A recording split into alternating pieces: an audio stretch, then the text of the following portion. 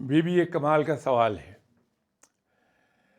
جب مینجمنٹ میں ٹریننگ ہو رہی ہوتی ہے بطور افسر انسان کی، تو پہلا کام سکھایا ہی یہ جاتا ہے ہاؤ ٹو سے نو. لیکن وہ دنیاوی ڈائمینشن ہے.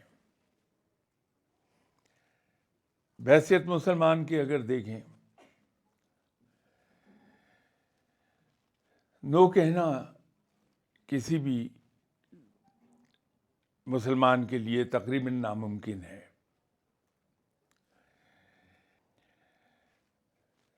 ایک ایمان یہ ہے کہ ایمان کا ایک حصہ ہے فقیر کے، کہ جو کچھ میرے پاس ہے یہ میرا نہیں، میرے رب کا عطا کردہ ہے.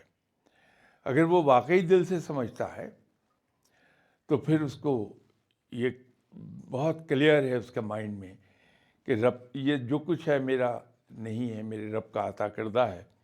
اس میں رب کے دوسرے بندوں کا بھی حق ہے.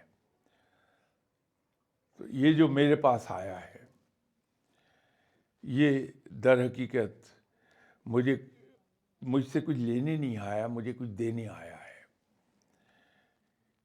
کہ میں یہ سمجھ کے کہ یہ میرے رب کا عطا کردہ ہے، اس کے مال سے میں اس کے لیے اس کی خدمت کر دوں، یا میں ذہنی صلاحیتیں استعمال کر کے اس کا کوئی مسئلہ حل کروں، یا جسمانی قوت سے کام لے کے اس کا کوئی مسئلہ حل کروں. یہ سب میرا نہیں، میرے رب کا عطا کردہ ہے اور اس پر سب کا حق ہے. تو جو آدمی آج اپنا حق لے کے جا رہا ہے، یہ اصل میں ایک لے کے جا رہا ہے اور 10 دلا کے جائے گا، تو 9 کا پروفٹ مجھے دے کے جا رہا ہے. تو فقیر مانگنے والے کا شکر گزار ہوتا ہے کہ یہ میری مدد کر رہا ہے اپنا حق لے جا کے، کہ میں کل کو رب کو جواب دینا ہوں، اور کچھ لے کے نہیں جا رہا بلکہ دے کے جا رہا ہے. تو دنیاوی ڈائمینشن سے اور مسلمان ہونے کے رشتے سے دونوں بڑی مختلف چیزیں ہیں. دنیاوی طور پر ہمیں سب سے پہلے سکھایا جائے گا کہ ہاؤ ٹو سے نو. بحیثیت مسلمان کے میں کسی کے لیے جو کر سکتا ہوں وہ سکھایا جائے گا مجھے.